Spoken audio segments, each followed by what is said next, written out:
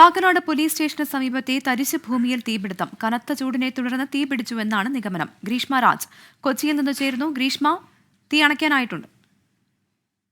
പ്രവിധ, തീ ഇപ്പോൾ നിയന്ത്രണ വിധേയമാക്കിയിട്ടുണ്ട്. പോലീസ് സ്റ്റേഷന് പരിസരത്തുള്ള കാക്കനാട് പോലീസ് സ്റ്റേഷന് പരിസരത്തുള്ള ഒരു തരിശുഭൂമിയിലാണ് തീപിടുത്തം ഉണ്ടായത്. കാട് മൂടിക്കിടക്കുന്ന പ്രദേശമായിരുന്നു. അതുകൊണ്ട് തന്നെ കനത്ത ചൂടിനെ തുടർന്നാകാം തീ പിടിച്ചതെന്ന് തന്നെയാണ് പോലീസ് പറയുന്നത്. കൂടുതൽ വിവരങ്ങൾ ലഭ്യമായിട്ടില്ല. എന്താണ് തീപിടുത്തത്തിന് കാരണം എന്നുള്ളത് അറിയില്ല.